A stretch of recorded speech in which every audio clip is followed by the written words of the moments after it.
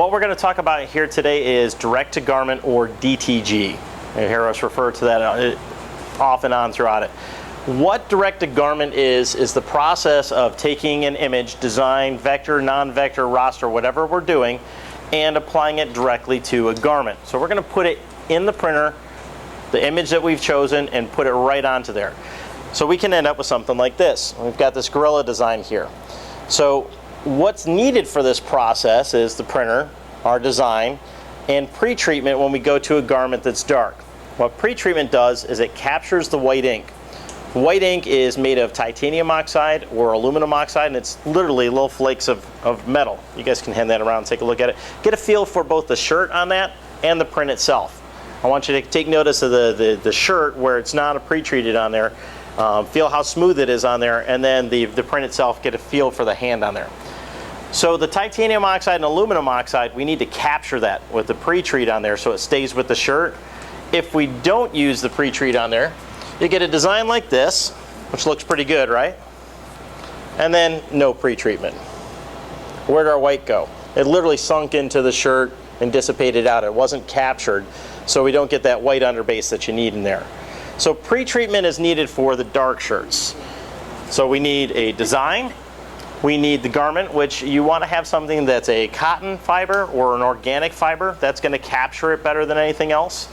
Your synthetics, don't grab that. Synthetics will wash out a lot faster in there. You can do direct-to-garment onto a white polyester garment, similar to Sublimation. You guys saw Sublimation this morning, and you saw how it captured on there. But if I tried to do that on a dark garment, you get exactly what we had on the back side of that shirt, where it just kind of dissipated into it. The analogy that I use a lot is a stained glass window. If I'm in a dark room and it's dark outside and I got a stained glass window, can I see the colors? No, because there's nothing shining for it. If it's light outside, I can see those colors and they're bright and vibrant. Same with when we're putting it on a garment. I need that white underbase, that white of the garment, to make it shine out, because the inks are translucent and they need something there. There's no white ink for Sublimation. So on direct-to-garment, we have the white ink, use the pre-treatment to capture it, and now we can have it onto a dark shirt. Okay? So that's kind of a little idea of what direct-to-garment is, and you guys have seen these here and you understand where it is. Let's talk about the different processes that you've seen. So first off, we'll start off with screen print. You guys just came from there, right? Okay, so we'll go back to our gorilla design. How many colors? 9. I counted 7, maybe 8 in this one, depending on how you break it out and everything. But then you also need an underbase, right? So if we say 8 plus an underbase, we're at 9 screens on this. Now they want it in an extra large for the adults, and they want it in a U size. So how many screens are we at now? 18. They want 20 of them. Are we going to do that run? Anybody want that job? It's not a good job for this type of graphic. Just too many screens, too much work. You have to separate the design, we have to coat the screens, we have to burn the screens, then you spray them out, then you get them all registered and everything, you do the job, then all the takedown and cleanup and everything else. But if I'm doing this design here and we need 2,000 of them, might be an option at that point because of the quantity of it and the throughput on a screen printing system. And 2,000 of these guys on a direct-to-garment printer, it takes about 3 minutes to run the shirt on there. That's a long time on this machine, and then also the pre-treatment and everything else. So screen printing is our choice for when you want to go to something that's like maybe 2, 3, 4 colors, big bold designs. We know we're doing large quantities of them. That's the preferred way to go. Or I might go, if I don't have a screen printed setup, I might go to Transfer Express and get transfers, which are plastisol, and we're just doing the finishing process on the shirt like you guys learned about yesterday, and it's a complete shirt at that point. But then again, it boils down to how many colors, how big is it, and how many quantity-wise are we going to do. So you've got your niche for that product right there. The next one would be Sublimation. You guys did that first this morning. So Sublimation, again, we got to be on a polyester substrate, and it has to be white. So I can't do it on anything that's cotton. And how many of us have customers that still want cotton garments? There's a lot of them out there. The performance fabrics are fantastic. They breathe great. We've got moisture wicking. We've got all these fantastic properties of it. But still, the cotton t-shirt is probably the most preferred out there, and it's not going away. So we can't do Sublimation onto cotton. We can't do it onto a dark garment. And there's also the feel of it. It's great for the hand, as you guys felt these just a little bit ago, right? the hand on this, you can feel that print on there, like it's almost like a screen print. It's probably a little softer than most screen prints. It's definitely softer than a cut vinyl on there, or the print and cut process. It's a little bit softer and smoother than that. So you got your pluses and minuses there for that. So this process is going to be better than a screen print on that, but sublimation is going to have a better hand than this will, because it's just a part of the garment at that point and there's nothing holding on. So we did screen print, we've talked a little bit about DTG, we did sublimation, and then print and cut. Remember the design yesterday? The cupcake? Pretty simple, easy to weed design, real great graphic, it looked good on the shirt, felt good on the shirt. Who wants to weed this? Or even let it cut? All those ink droplets, the fades out there and everything else, this is just not a production friendly design for a print and cut system. Yeah, I could change some stuff on it. I could put a kind of bubble around the whole thing to capture in those areas and try to match it to the shirt or something like that. But this design just does not lend well to that process. This design here may lend fairly well to it. It's mostly a block and I got some lettering. Okay, the lettering's a little bit of weeding. I might be able to capture that into something else and make it a little bit simpler. So we've got to take a look at the design itself too to determine if it's going to be the right process for it. Directed garment, I can print onto multiple substrates. I talked about doing cotton garments. I did talk about the white polyester, but I've also printed on different types of garments that are organic based. We've done onesies, we've done ball caps, there's people out there doing shoes with them. There's all sorts of different things that you can print onto. If you can get a pre-treatment on it and get it into the machine and set it up, you can print onto it that way to capture it in there. We even printed onto a wood plaque once with it, or canvas. You can do those products on there. But you do want to get that pre-treatment on there to grab those inks and make it a part of it. So you can kind of bound out of the box, as you guys found out yesterday, with the VersaCam, there's all those other products to do, like the banners and the decals and the floor graphics and everything else. We can't quite get into all of those, but we can do a variety of products from this machine. So don't just close yourself and it's just the t-shirt on there. Kind of think outside of it a little bit and get creative with it. So we've talked about the different processes, and let's face it, there's nothing that is all-inclusive. There's no machine out there that will do everything in one shot, or else we'd all have it, right? And we'd all be doing that for our business. So you got to find what's right for your particular market, your business, and the product that you're trying to do. Is it screen printing's not quite my setup? I'm going to go through Transfer Express to get my plastisol transfers for those types of projects, and then I'm going to get sublimation prints from CAD prints to do that, or I get into a sublimation print. You got to kind of weigh the pros and cons of what's going on for your business and find the right fit. DTG is perfect for those low runs, multiple colors, or where we've got the content is going to change, either size or some sort of data within it. Maybe I want to change the name in each one of the designs. I can do that through there and just set it up in here and hit print. It's a fairly quick and easy process. So this has its spot in the industry. It's just finding the right spot for you. So now that I've gone over the different processes and what they do and how they fit into everything, let's go over to the printer. I'm going to run you through some quick overview of it. We're going to run a shirt, cure it on the heat press, and then each one of you guys will get a chance to do a shirt and cure it as well. All right? Now you get out of the seats.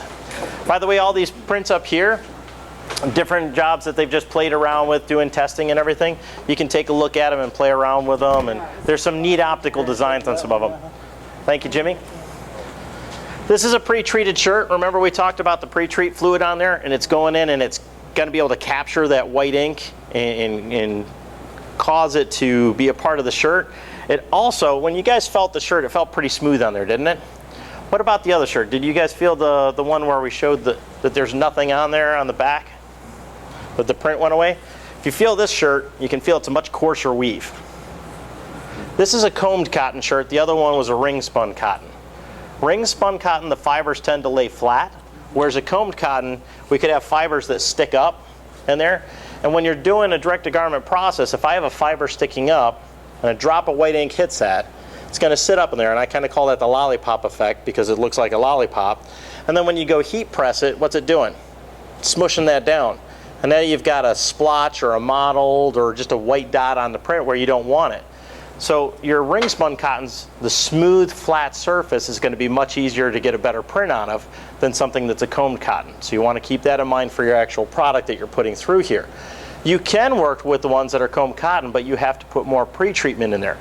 Remember the dips and valleys, and it's a coarser weave? Part of pretreatment's purpose is like spackle.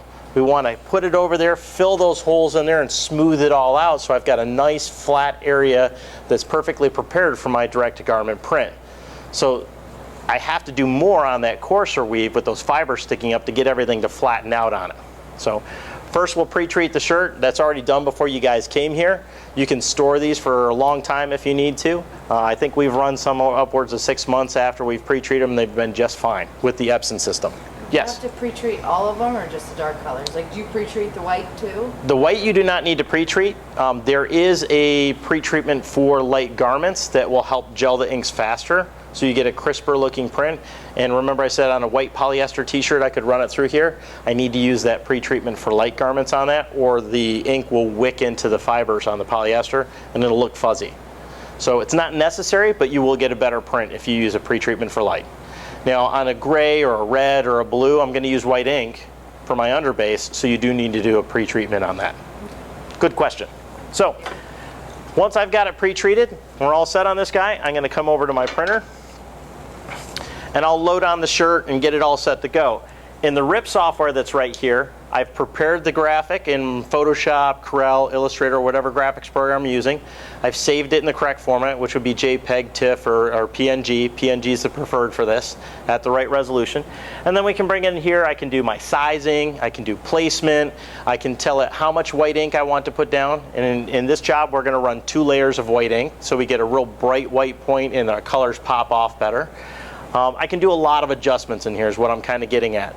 And once I'm happy with it, I'll process it from here, and think of the RIP software as kind of a translator. It's taking that graphic from RGB, CMYK, this size, that, and telling the printer, I want you to lay down this amount of ink in this spot, this fast, etc. Does that make sense? So it's just a language translator. But once I'm ready there, I'll go ahead and hit print on here because it rips it, it does that translation, and it takes around a minute or so. So we want to have that doing it while we load the shirt. So we're going to be more efficient. Okay? The shirt, I've got the platen here. We've got an adjustable height that I can lower it or raise it.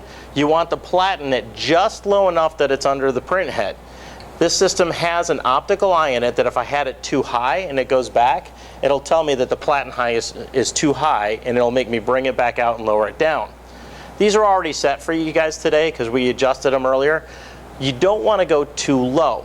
So what I recommend to people is go too high, get that error, and then lower it till you get it to the right point, and then you can run your job. If you go too low, the print head's here, and our print should be right about there. I go too low, your print's too far away. It's going to become fuzzy. You're not going to see the print on there properly. The printer came on there because it was done ripping, so now it's telling me to place a shirt on there and press this button here to start it printing. So I'll take the shirt and I'll do just like you guys did with screen printing. Throw it around it, right? Take it up to the seam on the top, pull it back to where I want it to place, and you see the blue square around that? That's this guy. That's our hoop. So anybody does embroidery, you know exactly how a hoop works. Put it on there. We want to make sure the shirt's flat. I'm not trying to pull this really tight, just flat so that there's no bubbles that it'll see that the shirt's too high and not allow me to do it. Once it's all set on here, we're going to press the blue button. Barb, you're the closest. You want to come on up and make a shirt for us? Go ahead and press the button. It's going to do a recirculation or a head cleaning depending on how long it's been sitting. Then it'll bring the platen on back, and it's going to do the white layer first. In the screen printing, you guys did an underbase white layer, and then they did the other ones on top of it after they cured it. What this will do is it'll do one pass on the white layer, bring it out, and then it'll do a second pass on the white layer because I wanted that vibrancy. I wanted a better, thicker white layer on there to make everything pop. Once it's done with the 2 white layers, it'll go back and do the color. I'll encourage you guys as it starts to print to kind of come over here, and you'll be able to see it on the other printers as you do it individually as well. It's kind of neat to see it as it's forming up on the shirt. Once it's done with both those layers and then the color, the shirt's still wet. So we need to cure it. It's a water-based ink. We need to dry that ink out to make it a permanent part of the shirt. So I'll show you a couple methods for taking it off of there, so that you don't get the ink back on itself, don't get the ink on yourself, which is kind of important. You can come around here. take a peek in there. So that design right there, what's that cost to print? This particular design on the shirt is about $3. That's pre-treatment and the ink included. That's not the cost of the shirt. So because the garment could be different. If I'm doing, say, a polo, that's going to be much more expensive than just a $2 t-shirt if I'm doing a sweatshirt, etc. So just in ink and pre-treatment, we're right around $3. The total time to print this is right around 3 minutes for this particular design. So the first pass is done. It's going back to do the second pass, and you can see as it's going in there, it's getting definitely much more bright on the white. And then the third pass, it'll put the color layer down, then we can take it and cure it. So curing or drying it out, you can do it on a heat press. We're going to do a very low pressure for that. If I'm doing it on a conveyor dryer like this guy over here, it's going to run at a very slow speed. You're about 4 minutes going through here. We want to heat it up to about 400 degrees to get it fully cured on there. So you can do it either way. Most people are going to do it with a heat press. Very light pressure. I'm not looking to squash those inks down. I'm looking to just get it rested on it so it's drying it off there and getting it cured. So 340 degrees for 85 seconds on there. If I'm doing a light garment, just a white t-shirt, and I didn't do any white ink on there, there's not as much to dry, right? So on that one, I only needed to do it for 35 seconds. How do you actually do the pre-treatment design? These already Right back there, see those two Viper machines? That's how we do our pre-treatment And there. it's set up almost similar to what you do here, basically. Put the shirt on it, I've got some presets on there, and I can hit the button, it takes it back, sprays it on there, and then we dry it out using the heat press. So you have to buy that machine as well? You don't have to, it's highly recommended. We do have some customers that'll use like a Wagner power sprayer or something like that to spray down. Problem with that is it's very hard to make sure you got it consistently across it and even. And then it's also, did I get the right amount of coverage? To do it properly, you should get a gram scale, so like a postal scale that reads out in grams. And on a Hanes Nano like this, it's about 32 grams of pre-treatment is good for it. If I go to some of the coarser weave ones that we've done before, I'm all the way up to 65, 70 grams of pre-treatment. So now say you're close to doubling the amount of pre-treatment, we're up to 80 cents. I went with a shirt that was 35 cents less expensive because it was saving me money. Did I really save money? So to get the shirt off here, remember it's wet ink, right? At trade shows, we always have somebody that goes by, oh, cool. They'll put their hand on it or something like that. I guess it was. Yeah, it was. So there's two different methods. There's one I call the Olay. You grab it to the side and you slide it off. Olay. You want it looking at you when you take it off, though, because if I have it facing out to you guys, if I was to stand there and pull it off and hold it up, when I go over the heat press, how am I going to get it on there? Flip it up, and then maybe I flip it onto itself, and now I got ink on a spot on the shirt I didn't want. So there's the Olay, or you can pull it off till it's about here, and then just grab the top. And we're going to walk it over. So as you walk this over to the heat press, be careful not to put it against yourself. Throw it around the heat press. Going to take our piece of craft paper. This is to protect the print and the upper platen. You can use these about 50 times or so before they get to the point where they're just not effective on there. Put it over the top of it. Heat press back, 2 buttons on either side for safety. Press and hold until it engages the bottom platen, let go. 85 seconds later, it'll have cured that. When it lifts up, you should be able to just pull that craft paper off it very easily so you know it's fully dry. If it sticks or pulls on it, it's not quite dry enough. Or our craft paper's gotten to the point where it's not useful anymore. It's not doing what it needs to. So if I had a heavier amount of ink, I could have upped the levels on there quite a bit more and had a lot more ink on there. At that point, it needs more curing time because, well, it's water-based ink. We got more of it there. We got to evaporate it off, right? So that's an easy way to be able to tell if I've dried it enough on there. Epson recommends, I believe, 60 seconds for a dark t-shirt and then checking in 15-second intervals. On the settings that we use, I found the 85 seconds has been very effective for these shirts. So that's what we've got everything set to. Now, how much does a design like that cost? Like, with everything that you've done? Well, the ink in there and pre-treat, we said was $3. And then the shirt maybe $2 or $1.70, whatever they're going for the Hanes Nano right now. So we'll say 2. 20 bucks. What's that? Sell for 20 bucks easily. 15 to 20 bucks is generally the range that we see on a shirt like this. So total cost to me was 3 for the ink and pre-treatment, 2 for the shirt. I'm at $5. I sell it at 15, I make $10.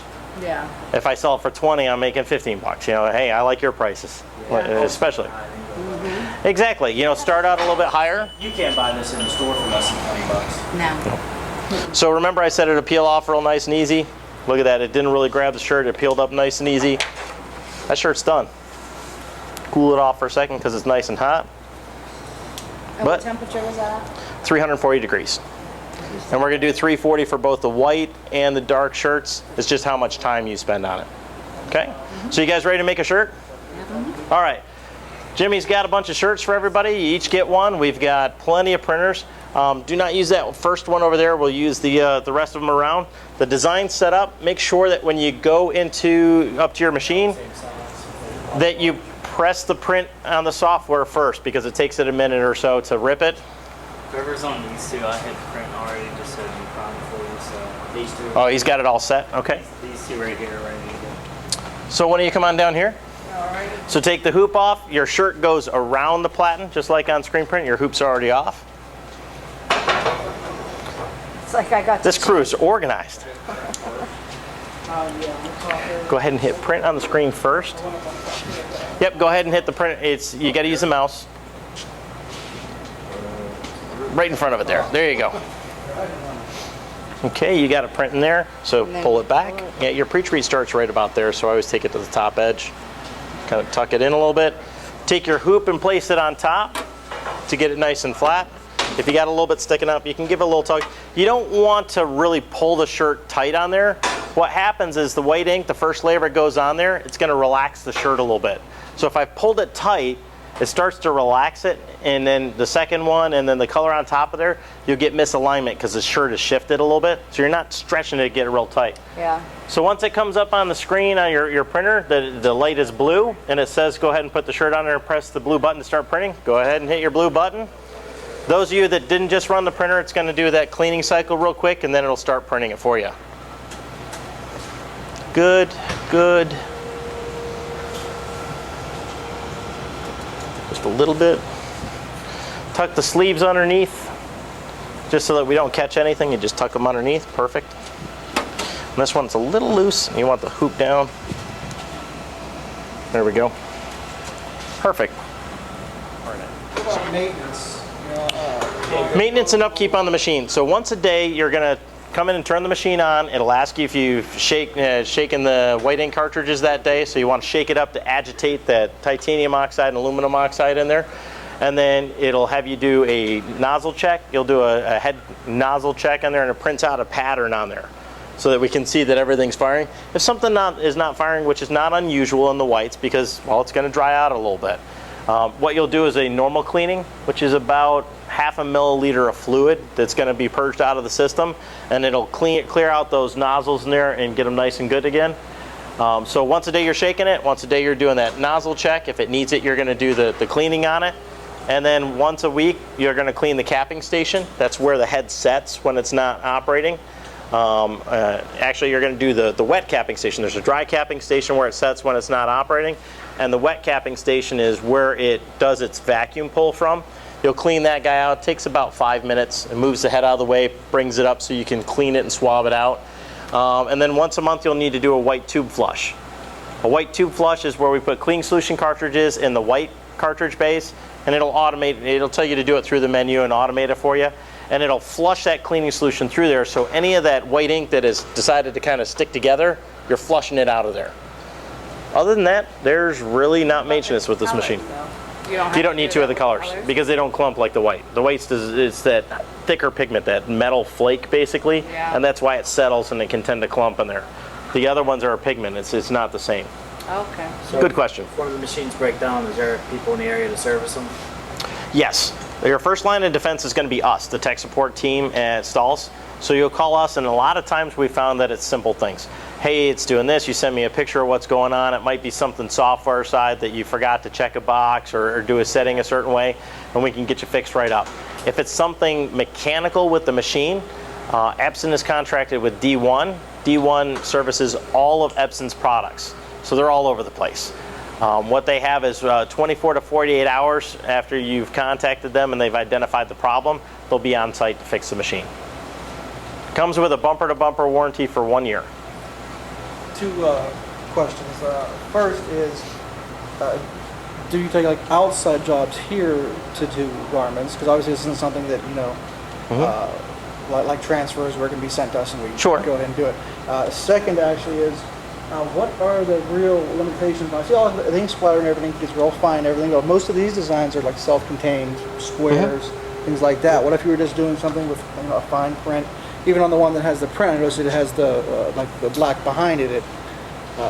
Well, you can remove that black. I could go into Photoshop and I could drop that black out, or what's the point of having it? What's the best reason to have it there? there's no real good reason other than it was fast and easy design. for this one. But if I wanted that black to be the shirt showing through, just go into Photoshop and remove that from there, and that'll allow it for it to be more breathable in the garment, which is what you're looking for. Like the Stahls, like that, you could run. Absolutely, Okay. absolutely. So your first question though was yeah, like we have a customer or something like this would be ideal for. We don't own one of these. Sure. You can. So DFC does do fulfillment, but they're looking for bulk orders. Yeah, you do 2, 3 or something like that. That's not what they're looking Yeah, for. no, we don't So do that either. if you have a bulk order or something, I'm not sure of the quantity of it, get with your sales rep, and they'd be able to help get you through DFC for that, for fulfillment. You're all set for the heat press? So the platens, we had a 14 by 16 on here right now, right? So you can go up to a 16 by 20. Yeah, and then they've got the 4x4. They've got a couple other sizes. They've got one for plackets, so you've got the buttons going down the front, so it's split. So there's different size platens that you can do to be able to accommodate for the different projects. And like I said, we've tested a bunch of different things on there, like a baby onesie. We use the sleeve platen to do that. We did the back of a neck. We used the sleeve platen for that little 4x4 section. So you can think of some creative placements by using the different platens to get it done. All right, go ahead and pull your shirt off and you're all set there. Ta-da! There you go.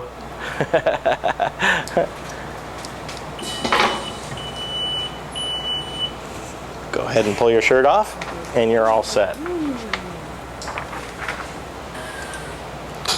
These types of prints are rated for 50 plus washes. That's the same rating as a screen print. So it's virtually the same in quality on that end. Yeah. Well, I want to thank you guys for coming to my session here. Hopefully you got a little bit out of it, or a lot out of it. And hopefully you got a lot out of your entire time here. Yeah, tons. We're not running off, so make sure to bring your questions. We'll be glad to help you out. Thanks, guys. Thank you.